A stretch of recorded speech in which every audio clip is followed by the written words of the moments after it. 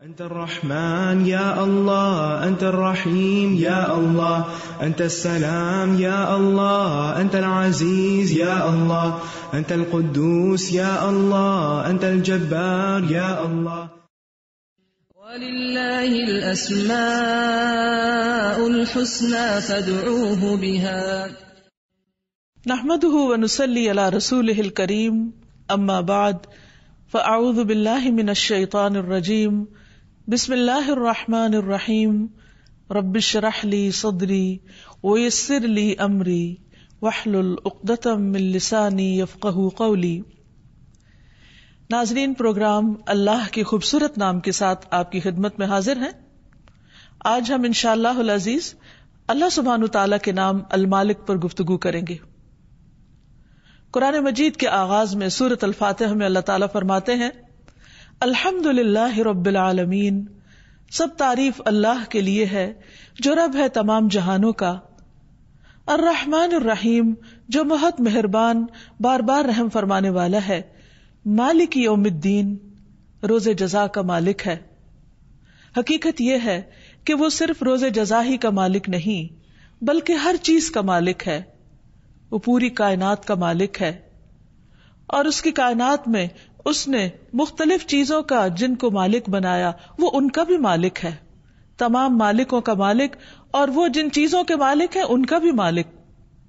وہ زمین و آسمان کا مالک، ارض و سما کا مالک، لیل و نہار کا مالک، بر و بحر کا مالک، شجر اور حجر کا مالک، ان پہاڑوں کا مالک، دنیا اور آخرت کا مالک، شمس و قمر کا مالک۔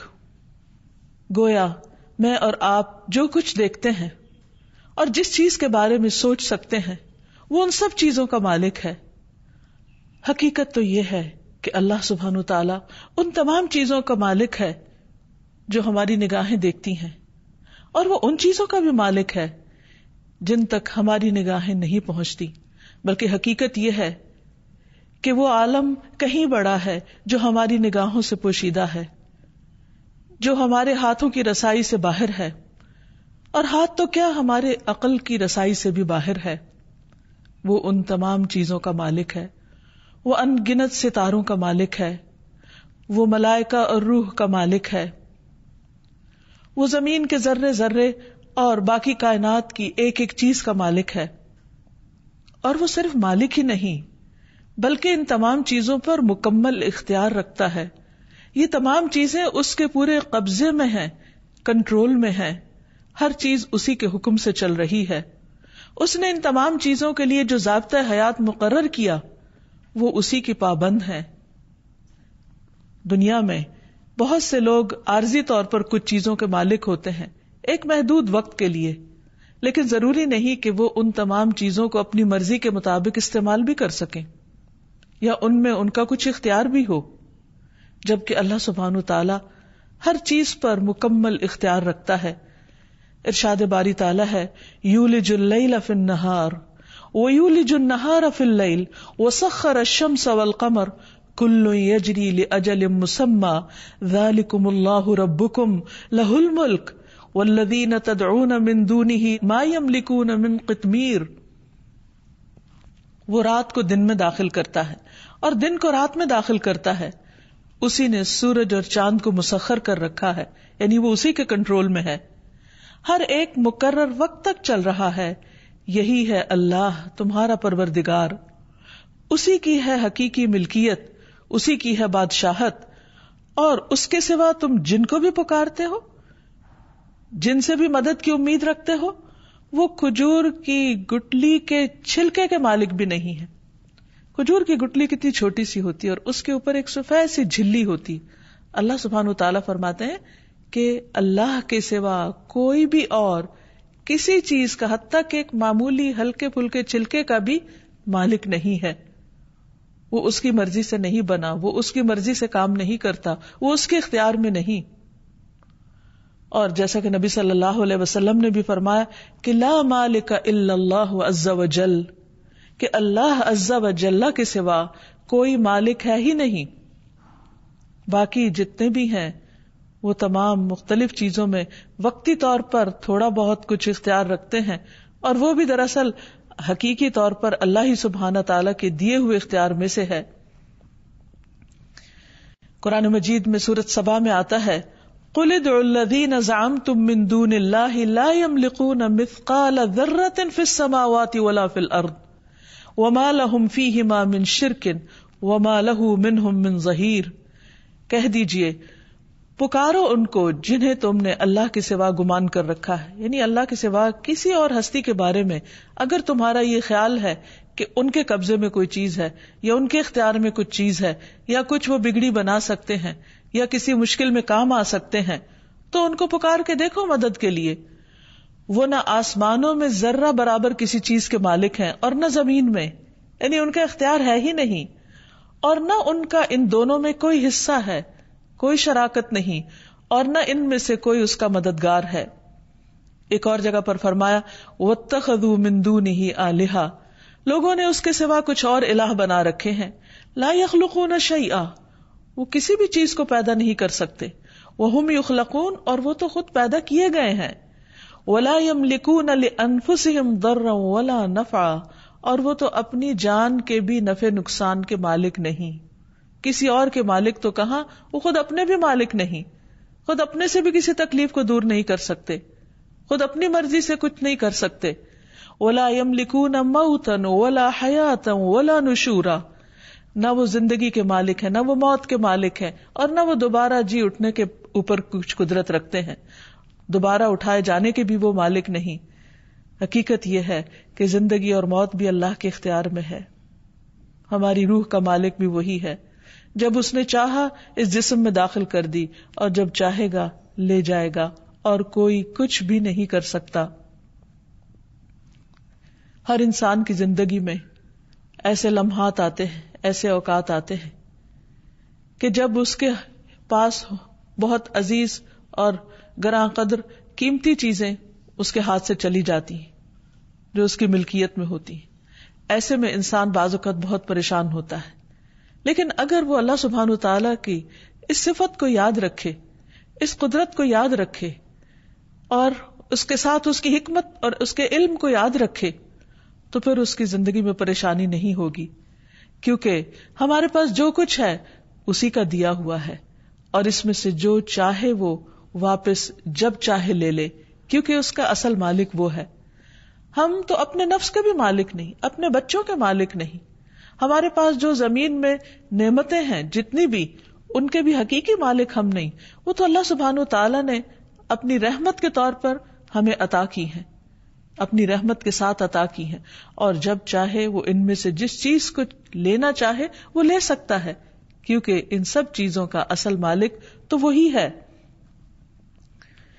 نبی صلی اللہ علیہ وسلم نے فرمایا جان رکھو کہ اگر ساری امت مل کر بھی تمہیں کوئی فائدہ پہنچانا چاہے، یعنی تمام لوگ اکٹھے ہو جائیں اور تمہیں کچھ دینا چاہیں، تو وہ تمہیں نفع نہیں دے سکتے سوائے اس کے جو اللہ نے تمہارے لیے لکھ دیا ہو، یعنی جو اللہ نے تمہارے حصے میں رکھا ہے بس وہی تمہیں ملے گا۔ اور اگر وہ سارے مل کر تمہیں کوئی نقصان پہنچانا چاہیں تو وہ تمہیں کوئی نقصان نہیں دے سکتے سوائے اس کے کہ جو اللہ نے تمہارے مقدر میں لکھ دیا ہے۔ اس لیے انسان کو اس بات سے بے فکر ہو جانا چاہیے، اس بات سے بے خوف ہو جانا چاہیے کہ کوئی اور اس کے کچھ بگاڑ سکتا ہے۔ اسی طرح اللہ کے سوا کسی اور سے امید نہیں رکھنی چاہیے کہ کوئی اور اسے کچھ دے سکتا ہے، کیونکہ دینے والا وہی ہے جس کے پاس کچھ ملکیت ہے اور جس کے پاس کچھ اختیار ہے۔ قرآن مجید میں نبی صلی اللہ علیہ وسلم کے بارے میں آیا، اللہ تعالیٰ فرماتے ہیں قل، آپ کہہ دیجئے لا املک لنفسی نفعا ولا ضرا، کہ میں تو اپنے نفع نقصان کا بھی مالک نہیں۔ اور آپ کون ہیں؟ آپ کوئی معمولی ہستی نہیں ہے، اللہ کے حبیب ہیں، محمد الرسول اللہ ہیں، سید الانبیاء ہیں، اور ان کے بارے میں فرمایا جا رہا ہے کہ آپ لوگوں کو بتا دیجئے کہ میں اپنی جان کے نفع نقصان کا بھی مالک نہیں ہوں، الا ما شاء اللہ، مگر جو اللہ چاہے۔ وَلَوْ كُنْتُ أَعْلَمُ الْغَيْبَ، اگر میں غیب جانتا ہوتا، لَاسْتَكْثَرْتُ مِنَ الْخَيْرِ، تو میں خیر میں، بھلائیوں میں بہت کچھ حاصل کر لیتا۔ وَمَا مَسَّنِيَ السُّوءُ، اور مجھے کوئی تکلیف نہ پہنچتی، کسی قسم کا کوئی دکھ مجھے نہ پہنچتا. ان انا الا نذیر وبشیر لقوم یؤمنون، میں تو محض ایک ڈرانے والا اور خوشخبری دینے والا ہوں ان لوگوں کے لیے جو ایمان لے آئیں. ایک اور جگہ پر آتا ہے قل انی لا املک لکم ضرا ولا رشدا، آپ کہہ دیجئے کہ بے شک میں تمہارے لیے نہ کوئی نقصان پہنچانے کا اختیار رکھتا ہوں اور نہ کسی بھلائی کا، کیونکہ ہر چیز کا اصل مالک تو اللہ ہے. اور یہ ایک ایسی حقیقت ہے کہ جو اللہ سبحانہ وتعالی نے انسان کی فطرت میں رکھ دی ہے کہ انسان جب اپنے آپ کو بہت سی چیزوں میں بے بس اور بے اختیار پاتا ہے تو اس کا دل گواہی دیتا ہے کہ واقعی ہر چیز دراصل اللہ کے اختیار میں ہے اور وہی مالک ہے. مشرکین مکہ بھی اس بات کو بہت اچھی طرح سمجھتے تھے، اسی لیے جب وہ حج پہ جانے کے لیے تلبیہ پڑھتے تو وہ کیا کہتے؟ لبیک لا شریک لک الا شریکن ہوا لک تملکہ وما ملک، مگر تیرا ایک شریک ہے، کیونکہ وہ شرک کرتے تھے، کہتے تھے کہ تیرا ایک شریک ہے، تو اس کا مالک ہے. یعنی جن کو وہ اللہ کا شریک بناتے ان کے بارے میں بھی سمجھتے تھے کہ ان کا بھی اصل مالک اللہ ہی ہے اور وہ کسی چیز کے مالک نہیں. اور یہ کہتے ہوئے بیت اللہ کا طواف کیا کرتے تھے. تو ہم سب کا اس بات پر ایمان ہونا چاہیے، اس بات پر یقین ہونا چاہیے کہ حقیقی مالک اللہ ہی ہے. اور جب ہم کسی بھی چیز کے ضرورت مند ہوں، کچھ بھی چاہیں، تو حقیقی مالک کے آگے فریاد کریں کہ اے اللہ جو ہر چیز کا مالک ہے، تو جو چاہے کر سکتا ہے اور ہر چیز پر قدرت بھی رکھتا ہے، اور جب تو دینا چاہے تو تجھے کوئی روکنے والا بھی نہیں. تو اس طرح انسان کی دعا کے اندر ایک یقین پیدا ہو جاتا ہے اور انسان کو اطمینان نصیب ہوتا ہے کہ واقعی کوئی ہے جو سب کچھ کرنے پہ قادر ہے. اور یہ چیز انسان کے لیے حقیقی تسلی کا باعث بنتی ہے. اور یہاں سے یہ بات بھی پتہ چلتی ہے کہ اگر وہ مالک ہے تو پھر باقی سب اس کے مملوک ہیں، باقی سب اس کے اختیار میں ہیں، اور ان کے دل بھی اللہ کے اختیار میں ہیں. اس لیے کوئی بڑے سے بڑا ظالم کسی پہ ظلم نہیں کر سکتا، کیونکہ اللہ سبحانہ وتعالیٰ اگر اسے اذن نہ دے، کیونکہ اس کے پاس جو وقتی اختیار ہے وہ بھی دراصل اللہ ہی کا دیا ہوا ہے، کیونکہ حقیقی بادشاہ وہی ہے. دنیا میں اگر وقتی طور پر کسی کو اختیار ملا بھی ہے تو وہ اس کے لیے آزمائش ہے، اور جو آگے اس کے پاس اس کے ساتھ ہے ان کے لیے بھی حقیقت میں وہ آزمائش ہے. لیکن قیامت کے دن یہ سارے اختیارات مکمل طور پر چھین لیے جائیں گے. اس دن بادشاہت صرف اور صرف اللہ سبحانہ وتعالیٰ کی ہوگی. قرآن مجید میں آتا ہے لمن الملک اليوم للہ الواحد القہار. اس دن کہا جائے گا کہ آج کس کی بادشاہت ہے؟ اللہ ہی کی، جو ایک ہے، بہت دبدبے والا ہے. پھر یہ بات بھی ہمیشہ یاد رہے کہ اللہ سبحانہ وتعالیٰ کے لیے حیات دائمی ہے اور باقی سب ختم ہونے والے ہیں. کل من علیہا فان. تو جو بھی ختم ہونے والا ہے وہ حقیقی مالک کیسے ہو سکتا ہے؟ مثلا ایک انسان اگر لامتناہی زمینوں کا مالک بھی ہو تو حقیقت میں دیکھے تو ہوتا کیا ہے؟ وہ انسان ہمیشہ تو زندہ نہیں رہ سکتا. ایک دن اس کو موت آنی، اور جب اس کو موت آتی ہے تو ان زمینوں کا کیا بنتا ہے؟ ان پراپرٹیز کا کیا ہوتا ہے؟ وہ سب اس کی اولاد میں تقسیم ہو جاتی، اور اگر اس کی اولاد نہ ہو تو دوسروں میں تقسیم ہو جاتی. سوچئے آج زمین کے جس ٹکڑے پر ہم بیٹھے، یا زمین کا کوئی حصہ جو ہم خرید چکے ہوں یا جس کے ہم اپنے آپ کو مالک سمجھتے ہوں، اس کی ملکیت بھی کب تک ہے ہمارے پاس؟ اس کی اونرشپ کب تک ہے؟ اس کا اختیار ہمارے پاس کب تک ہے؟ اس سے فائدہ ہم کب تک اٹھا سکتے ہیں؟ صرف اس وقت تک جب تک ہم زندہ ہیں. موت کے ساتھ ہی ہاتھ کھلے کے کھلے رہ جائیں گے اور کسی بھی چیز کا کنٹرول اور کسی بھی چیز کا اختیار ہمارے پاس نہیں رہے گا. پھر یہ کس کے پاس جائے گا اور آخر میں کس کے پاس ہوگا؟ وَلِلَّهِ مِيرَاثُ السَّمَاوَاتِ وَالْأَرْضِ. آج تو ہم سمجھتے ہیں کہ ہمارے بعد ہمارے بچے وارث ہوں گے، اور پھر بچوں کے بعد ان کے بچے اور ان کے بچے، لیکن پھر جب سبھی ختم ہو جائیں گے تو یہ سب چیزیں اپنے اصل اور حقیقی مالک کے پاس لوٹ جائیں گی. اس لیے کبھی بھی انسان کو دنیا میں جو کچھ بھی ملا ہے، چاہے وہ مال و متاع ہو یا اولاد ہو یا کوئی اختیار ہو یا حکومت ہو یا اقتدار ہو، کسی بھی چیز پر انسان کو تکبر نہیں کرنا چاہیے، اور ہمیشہ اس حقیقت کو یاد رکھنا چاہیے کہ یہ سب کچھ صرف چند دن کے لیے ہے اور بطور آزمائش ہے، اور بہت جلد ہاتھوں سے نکل جانے والا ہے. کیونکہ کل من علیہا فان ویبقى وجہ ربک ذو الجلال والاکرام، ہر چیز جو اس زمین پر ہے سب فنا ہو جانے والی ہے. ایک مرتبہ رسول اللہ صلی اللہ علیہ وسلم نے فرمایا کہ آج کے دن سے 100 سال بعد جو بھی ذی روح اس زمین پر ہے سب کے سب فوت ہو جائیں گے، سب ختم ہو جائیں گے. اور یہ صرف اس وقت نہیں، یہ سلسلہ مسلسل چلتا چلا آ رہا ہے کہ ہر کچھ عرصے کے بعد جتنی بھی زندگی ہے زمین پر وہ ختم ہو جاتی ہے، پھر نئے لوگ آ جاتے ہیں، پھر وہ وارث بنتے، پھر جنریشنز آفٹر جنریشنز یہ سلسلہ چلتا چلا آ رہا ہے. اور پھر ایک وقت آئے گا کہ سب کچھ ختم کر دیا جائے گا اور سب کے اقتدار ختم ہو جائیں گے اور حقیقی بادشاہت اللہ سبحانہ وتعالی کے پاس رہ جائے گی. کل نفس ذائقۃ الموت، ہر شخص کو موت کا مزہ چکھنا ہے. ثم الینا ترجعون، پھر ہماری طرف تم سب پلٹائے جاؤ گے. اس لیے ہمیں اسی کی طرف رجوع کرنا چاہیے اور اس حقیقت کو کبھی بھی نہیں بھولنا چاہیے. حقیقت یہ ہے کہ جو چیزیں اللہ سبحانہ وتعالی وقتی طور پر بھی ہمارے اختیار میں دیتا ہے، ہمیں ان سے بہت محبت ہو جاتی، ہمیں وہ اپنی لگنے لگتی، اور یہی انسان کی آزمائش. مثلا خواتین، ان کے پاس جو جیولری ہوتی، گھر کے ساز و سامان ہوتے ہیں، ان کے ساتھ کس قدر اٹیچمنٹ ہوتی. لیکن کبھی آپ نے کسی ایسے گھر کا منظر دیکھا ہوگا کہ جس میں ہر چیز بہت خوبصورت طریقے سے سجی ہوئی ہے، ہر چیز اپنی اپنی جگہ پر ہے، لیکن جو ان کی مالکہ ہے وہ دنیا سے جا چکی ہے. اس کے بعد کیا ہوتا ہے؟ وہ تمام چیزیں لوگوں میں تقسیم ہو جاتی. اور یہ تو ہمارے یہاں ہوتا ہے، بعض جگہ پر ایسا بھی ہوتا ہے کہ آنے والی جنریشن کو والدین کے مال و متاع سے یا ان کی چیزوں سے یا ان کی کلیکشن سے کوئی دلچسپی نہیں ہوتی، کیونکہ اب ٹرینڈز بدل چکے ہیں، فیشن بدل چکا ہے، اب نیا دور ہے اور نئے طریقے ہیں اور نئی چیزیں ہیں. لہذا انہیں انٹرسٹ اس سے ہوتا ہے کہ ان تمام چیزوں کو نکال کر جو پراپرٹی ہے اس کی قیمت یا اس کا جو فائدہ ہے وہ ان کو مل جائے.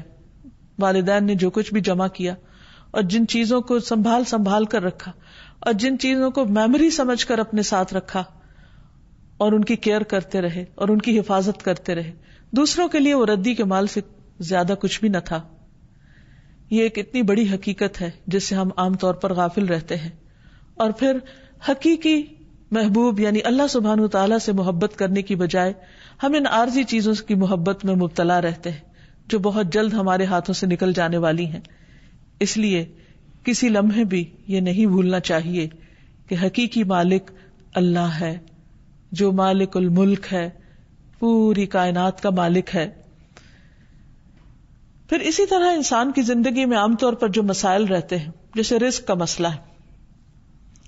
بعض اوقات انسان کے پاس کچھ ہوتا ہے، پھر نہیں ہوتا، پھر ہوتا ہے. زندگی میں اتار چڑھاؤ آتا رہتا ہے. اس میں انسان کے اوپر پریشانیاں بھی آتی ہیں، فقر و فاقہ کا خوف بھی ہوتا ہے. لیکن اگر انسان کے دل میں اس بات کا پورا یقین ہو کہ اللہ میرا مالک ہے اور مجھے کل کی فکر نہیں کرنی چاہیے، اس خوف اور غم میں نہیں جینا چاہیے کہ کل میرا کیا ہوگا یا میرے ساتھ کیا معاملہ کیا جائے گا. نہیں، اگر اس کا یہ یقین ہے کہ ہر چیز اللہ کے اختیار میں ہے، وہ جسے چاہے دے سکتا ہے. جیسا کہ قرآن مجید کی اس آیت سے پتہ چلتا ہے، قل اللہم مالک الملک تؤتی الملک من تشاء وتنزع الملک ممن تشاء وتعز من تشاء وتذل من تشاء بیدک الخیر انک علی کل شیء قدیر. کہہ دیجئے کہ اے اللہ جو مالک الملک ہے، جس کو چاہتا ہے ملک عطا کرتا ہے اور جس سے چاہتا ہے چھین لیتا ہے، تو جسے چاہتا ہے عزت دیتا ہے اور تو جسے چاہتا ہے ذلت دیتا ہے. ساری بھلائی تیرے ہی ہاتھ میں، تیرے اختیار میں ہے اور تو ہر چیز پر قدرت رکھتا ہے. تو جو شخص اس چیز پر پورا یقین رکھتا ہے، ایمان رکھتا ہے، پھر وہ پریشانی کا شکار نہیں ہوتا، کیونکہ اگر اسے کچھ ملتا ہے تو اللہ کا شکر ادا کرتا ہے، اگر کچھ اس کے ہاتھ سے جاتا ہے تو وہ اس میں بھی خیر اور بھلائی سمجھتا ہے، کیونکہ اس کا اپنے رب پر اعتماد ہے کہ وہ اپنے بندوں سے ہمیشہ محبت کرتا ہے، وہ اپنے بندوں کے ساتھ ظلم نہیں کرتا. اور پھر جب اللہ سبحانہ و تعالیٰ پر توکل ہوتا ہے تو اللہ کا وعدہ ہے وَمَن يَتَوَكَّلْ عَلَى اللَّهِ فَهُوَ حَسْبُهُ، جو اللہ پر بھروسہ کرتا ہے اللہ اس کو کافی ہو جاتا ہے. ان اللہ بالغ امرہ قد جعل اللہ لکل شیء قدرا، اللہ اپنا کام پورا کر کے رہتا ہے لیکن اللہ نے ہر چیز کا ایک اندازہ مقرر کر رکھا ہے. اللہ سبحانہ و تعالیٰ کے فیصلے اس کے ذاتی فیصلے، اسے کسی سے مشورہ نہیں کرنا، اسے کسی ایک کی طرفداری نہیں کرنی اور کسی دوسرے پر ظلم نہیں کرنا. اس کے عدل و انصاف پر اگر ہمارا مکمل یقین ہو تو ہمارا اس پر اعتماد اور بھروسہ اور توکل کئی گنا زیادہ بڑھ جائے. اور جس کا توکل اللہ سبحانہ تعالیٰ پر زیادہ ہوتا ہے اللہ سبحانہ تعالیٰ اس کی تمام ضروریات میں اس کو کافی ہو جاتا ہے. رسول اللہ صلی اللہ علیہ وسلم نے فرمایا اگر تم اللہ پر ایسا توکل کرو جیسا کہ توکل کرنے کا حق ہے تو وہ تمہیں اس طرح روزی دے گا جیسے پرندوں کو دیتا ہے کہ وہ صبح کو گھونسلوں سے بھوکے پیٹ نکلتے ہیں اور شام کو بھرے ہوئے پیٹ سے واپس آتے ہیں. اس کا یہ مطلب نہیں توکل کا کہ توکل کر کے پھر گھر میں بیٹھ جاؤ، نہیں، توکل کر کے پرندوں کی طرح کوشش بھی کرو، لیکن یقین اللہ پہ رکھو کہ جب تم نکلو گے، باہر جاؤ گے، کوشش کرو گے تو بہت سی اپرچونٹیز ملیں گی. اور یہ ایک حقیقت ہے کہ اللہ سبحانہ و تعالی اپنی ان تمام نعمتوں میں سے اپنے بندوں کو نوازتا رہتا ہے اور پھر ان کی حفاظت بھی کرتا ہے. اس لیے اس المالک کے تمام فیصلوں پر راضی رہنا بھی بہت ضروری ہے. جب انسان کا اس بات پر یقین ہو جاتا ہے کہ اللہ سبحانہ و تعالی ہر چیز کا مالک ہے اور وہ اپنے بندوں کو ان کی ضرورت کے مطابق ان کو اپنے رزق میں سے تقسیم کرتا رہتا ہے، تو پھر انسان کے پاس جو کچھ بھی ہوتا ہے اس پر اس کو قناعت حاصل ہوتی ہے، اسے اطمینان قلب نصیب ہوتا ہے، وہ اللہ سبحانہ و تعالی کی تقدیر پر راضی رہتا ہے. اور اس پر توجہ کرنے کی بجائے کہ اسے کیا ملا ہے اور کیا نہیں، وہ زیادہ توجہ اس بات پر کرتا ہے کہ اللہ سبحانہ تعالیٰ نے اس زندگی میں وقتی طور پر اسے جن چیزوں کا مالک بنایا ہے وہ ان کو کس طرح بہتر طور پر استعمال کرے، ان کی بہتر طور پر کیسے مینجمنٹ کرے، اس میں سے بندوں کے حقوق کس طرح ادا کرے. کیونکہ حقیقت یہ ہے کہ جو کچھ اللہ نے ہمیں دیا ہے اس پر حساب ہونے والا ہے، اس پر پوچھ ہونے والی ہے. یہ سب کچھ اس لیے نہیں ملا انسان کو کہ انسان اس پر فخر اور تکبر کرے اور چھوٹی سی کوئی چیز پا کر خدا بننے کی کوشش کرے یا اللہ سبحانہ تعالیٰ کے اختیارات کو اپنے ہاتھ میں لینے کی کوشش کرے. انسان کے پاس جو کچھ بھی ہے وہ مملوک بن کر ہی رہے اور اسی میں اس کی خیر و بھلائی ہے. انسان ہمیشہ اپنی حقیقت کو پہچانتا رہے کہ ایک دن اسے اپنے مالک کے پاس واپس جانا ہے، جو کچھ اس کے پاس ہے وہ واپس کرنا ہے اور اس کا حساب دینا ہے. اور پھر جب اللہ تعالیٰ بندے کو کسی چیز کا مالک بنائے تو پھر اسے وہ اس کی مرضی کے مطابق بھی استعمال کرے، کیونکہ حقیقی مالک تو وہ ہے، ہم تو عارضی مالک ہیں، اور اس نے یہ تمام چیزیں دی بھی اس لیے ہیں ہمیں آزمائے. قرآن مجید میں اللہ تعالیٰ فرماتے ہیں تبارک الذی بیدہ الملک وہو علی کل شیء قدیر، بہت بابرکت ہے وہ ذات جس کے ہاتھ میں ساری کائنات کی بادشاہت ہے، ہر چیز کا وہ مالک ہے اور وہ ہر چیز پر قدرت بھی رکھتا ہے. الذی خلق الموت والحیاۃ لیبلوکم ایکم احسن عملا، وہ جس نے موت اور حیات کو بنایا تاکہ تمہیں آزما کر دیکھے. کس چیز میں آزمائش، کس چیز کا امتحان؟ ایکم احسن عملا، کہ تم میں سے اچھے عمل کون کرتا ہے. کام کس کے اچھے؟ گویا کچھ بھی جو اس نے دیا، مثلاً اگر اس نے ہمیں ہمارے جسم کا مالک بنایا ہے وقتی طور پر، تو وہ ہم سے دیکھ رہا ہے کہ ہم اس جسم سے کیا کام لیتے ہیں، کیا اس کی اطاعت کے مطابق یا اس کی نافرمانی کے. مثلاً اس نے ہمیں نگاہیں دی، تو ہم ان نگاہوں سے کیا وہ دیکھتے ہیں جو اللہ تعالیٰ کی پسند کا ہے یا وہ جو اس کو ناپسند ہے؟ اس نے ہمیں زبان دی تو وہ ہمیں آزما رہا ہے، وہ دیکھ رہا ہے کہ وقتی طور پر اللہ نے انسان کو بولنے کا جو اختیار دیا ہے وہ اس زبان سے کیا بولتا ہے، کیا اللہ کی پسند کے مطابق اس زبان کو استعمال کرتا ہے یا اس کی نافرمانی میں استعمال کرتا ہے۔ اللہ نے انسان کو عقل اور سمجھ دی، بہت بڑی نعمت جس کی بنا پر انسان باقی تمام مخلوقات سے افضل ہے، لیکن یہ نعمت انسان کے لیے ایک امتحان بھی ہے۔ اللہ تعالیٰ یہ دیکھ رہا ہے، واچ کر رہا ہے، نگرانی کر رہا ہے کہ ہم اس عقل کے ساتھ کس طرح کام لیتے ہیں، کیا اس کے ساتھ وہ سوچتے ہیں جو اس کی پسند کا ہے یا اس کی مرضی کے خلاف اسے استعمال کرتے ہیں۔ اسی طرح اللہ نے ہمیں مال دیا، یہ ایک نعمت بھی ہے، لیکن اس کے ساتھ مال ایک آزمائش بھی ہے، ایک امتحان بھی ہے۔ وہ دیکھ رہا ہے کہ ہم اس مال میں اللہ کا حق اور بندوں کا حق کس طرح دیتے ہیں۔ اگر ہم ان تمام چیزوں کو اللہ کی پسند اور مرضی کے مطابق استعمال کرتے ہیں تو یہی احسن عمل ہے، اور اگر اس کے خلاف استعمال کرتے ہیں تو اس پر پوچھ ہے، اس پر حساب ہے، کیونکہ ہم سب کو یہ یاد رکھنا چاہیے کہ ایک دن ہمیں اللہ کے پاس واپس جانا ہے۔ اسی لیے جب ان میں سے کوئی نعمت چلی جاتی ہے تو ہمیں کیا کہنے کے لیے کہا گیا؟ انا للہ و انا الیہ راجعون، کہ بے شک ہم بھی اللہ کے لیے ہیں اور اسی کی طرف پلٹ کر جانے والے ہیں۔ انا للہ یعنی ہمارا اصل مالک اللہ ہے اور ہم بھی اسی کی طرف جائیں گے۔ تو جب مالک وہ ہے اور اسی کی طرف واپسی ہے تو اس واپسی کا کوئی مقصد ہے، اور وہ مقصد کیا ہے؟ وہ یہ کہ ہم سے دیکھے کہ جو کچھ اس نے ہمیں دیا تھا ہم نے اسے استعمال کیسے کیا، اس کی دی ہوئی ملکیت میں کیسے تصرف کیا، اس کے دیے ہوئے اختیارات کو کیسے استعمال کیا۔ یاد رکھیے یہ اختیار بہت تھوڑے دن کا ہے، اور اس کے بعد جب انسان کی پکڑ ہوگی، جب ملک الموت آئیں گے، جب موت کے فرشتے آ کر روح نکالیں گے، اس کے بعد انسان کا پورا اختیار ختم ہو جائے گا اور وہ اللہ سبحانہ وتعالیٰ کے حضور حاضر ہو کر اپنی ان تمام چیزوں کا حساب دے گا۔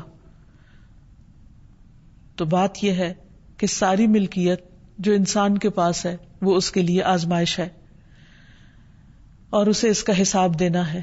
رسول اللہ صلی اللہ علیہ وسلم نے فرمایا، قیامت کے دن کسی شخص کے قدم اس وقت تک میدان حشر سے ٹل نہیں سکیں گے یہاں تک کہ اس سے اس کی عمر کے بارے میں نہ پوچھ لیا جائے کہ اسے اس نے کہاں استعمال کیا۔ اس کی جوانی کے بارے میں اس سے سوال کیا جائے گا کہ خاص طور پر عمر کا بہترین حصہ کہاں گزارا۔ اس کے علم کے بارے میں اس سے پوچھا جائے گا کہ جو کچھ اس نے سیکھا اور جانا اس پر عمل کتنا کیا۔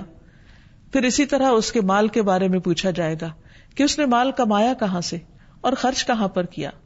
اور ایک روایت میں آتا ہے کہ اس کے جسم کے بارے میں سوال ہوگا کہ اس نے اپنا جسم کس کام میں گھلایا، کہاں کھپایا۔ گویا ساری صلاحیتیں، طاقتیں اور جو کچھ بھی اللہ نے دیا وہ اللہ کی فرما برداری میں استعمال کیا یا اس کی نافرمانی میں۔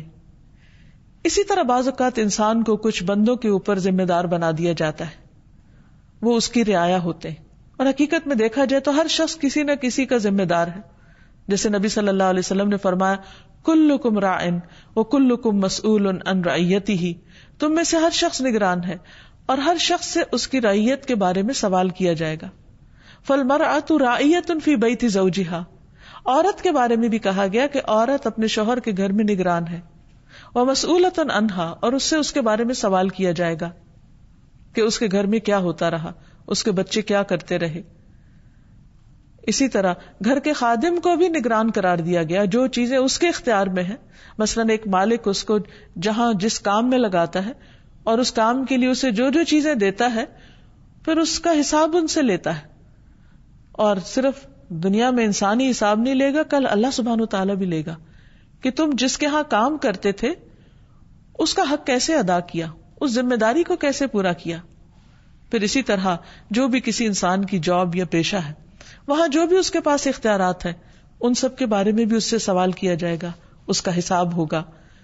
اور پھر انسان کے پاس کوئی ایسا بہانہ نہ ہوگا کہ وہ جھوٹ بول کر اپنی غلطیوں پہ پردہ ڈال سکے. یومئذ تعرضون لا تخفی منکم خافیہ، جس دن تم پیش کیے جاؤ گے کوئی چھپی چیز تم اللہ سبحانہ و تعالیٰ سے تم چھپا نہ سکو گے، کچھ بھی چھپا نہ رہے گا، سب کچھ عیاں ہوگا، کیونکہ وہ عالم الغیب والشہادہ ہے، وہ غیب اور حاضر کا برابر جاننے والا ہے. اور وہاں اس وقت وہ لوگ کہ جو ذمہ دار ہوں گے اور وہ اپنی رعایا کی ضروریات پوری نہ کرتے ہوں گے، اللہ سبحانہ و تعالیٰ ان پر ناراض ہوگا. اسی طرح جو دنیا میں اپنی ملکیت میں بے جا تصرف کرے، ظلم اور زیادتی کرے، اس سے بھی پوچھ ہوگی. پھر اسی طرح اگر انسان دیکھے تو جو کچھ ہمیں ملا ہے اس میں بھی پورا اختیار ہمارے پاس نہیں ہے. یعنی مثلاً مال ہے تو یہ نہیں کہا گیا کہ جیسے چاہو کماؤ اور جہاں چاہو خرچ کرو، یا اس کے ساتھ جو چاہو کرو، چاہو تو اسے ضائع کر دو، نہیں، اس کا بھی ہمیں اختیار نہیں. مثلاً زندگی میں بھی سوچ سمجھ کر خرچ کرنا چاہیے.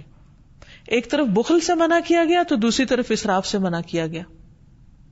یہ نہیں کہ جہاں تمہارا دل چاہتا ہے تم اسے خرچ کرتے رہو، نہیں، اس پر بھی حدود اور قیود رکھی گئی. اور مرنے کے بعد بھی اللہ سبحانہ تعالی نے اس کے وارثوں کے حصے خود مقرر کیے. تو اللہ سبحانہ تعالی نے جو کچھ ہمیں دیا وہ عارضی تھا، ہمارے پاس وقتی تھا. اور کس لیے تھا؟ تاکہ آزمائے، لیبلوکم، تمہارا امتحان لے کہ تم اس کے ساتھ کرتے کیا ہو، زندگی میں کیا کرتے ہو، اور اپنی زندگی کے بعد کے لیے اس کے بارے میں کیا وصیت کرتے ہو. مثلاً مالی کے بارے میں عام طور پر ہمارے ہاں لڑکیوں کو وراثت سے حصہ نہیں دیا جاتا، یا بعض اوقات وارثوں میں سے کسی سے اگر ناراض ہوں تو اس کو حق سے محروم کر دیا جاتا ہے. رسول اللہ صلی اللہ علیہ وسلم نے فرمایا، اللہ نے تم پر یہ صدقہ کیا ہے کہ وفات کے وقت تمہیں 1/3 مال یعنی 1/3 مال میں وصیت کا حق دے دیا ہے، تمہارے اعمال میں تمہارے لیے اضافہ کرتے ہوئے. اسی طرح اگر کوئی شخص ایسا کرے تو اس کی اس وصیت کو تبدیل بھی کیا جا سکتا ہے. عمران بن حسین کہتے ہیں کہ ایک آدمی مرتے وقت اپنے 6 کے 6 غلام اس نے آزاد کر دیے، جن کے علاوہ اس کے پاس کوئی مال نہ تھا. جب نبی صلی اللہ علیہ وسلم کو یہ بات پہنچی تو آپ سخت ناراض ہوئے اور فرمایا کہ میں نے ارادہ کیا کہ میں اس کی نماز جنازہ نہ پڑھاؤں. ایک اور روایت سے ہمیں پتہ چلتا ہے کہ سعد بن ابی وقاص رضی اللہ تعالی عنہ نے ایک مرتبہ جبکہ وہ بہت بیمار ہو گئے تو نبی صلی اللہ علیہ وسلم سے اس بات کی درخواست کی کہ انہیں اجازت دی جائے کہ وہ اپنا سارا مال صدقہ کر دیں، لیکن آپ صلی اللہ علیہ وسلم نے ان کو اس بات کی اجازت نہیں دی. انہوں نے دوبارہ درخواست کی، پھر درخواست کی تو آپ نے ان کو صرف 1/3 یعنی 1/3 مال صدقہ کرنے کے لیے یا اس میں وصیت کرنے کے لیے اجازت دی. اور آپ نے یہ فرمایا کہ وَالثُّلُثُ كَثِيرٌ، کہ 1/3 بھی بہت زیادہ ہے. اسلامی تعلیمات کے مطابق ہمیں اپنی ملکیت میں بے جا تصرف نہ کرنے کی تاکید کی گئی ہے. اسود بن اسرم کہتے ہیں کہ میں نے رسول اللہ صلی اللہ علیہ وسلم سے عرض کیا، یا رسول اللہ صلی اللہ علیہ وسلم مجھے کوئی وصیت فرمائیے.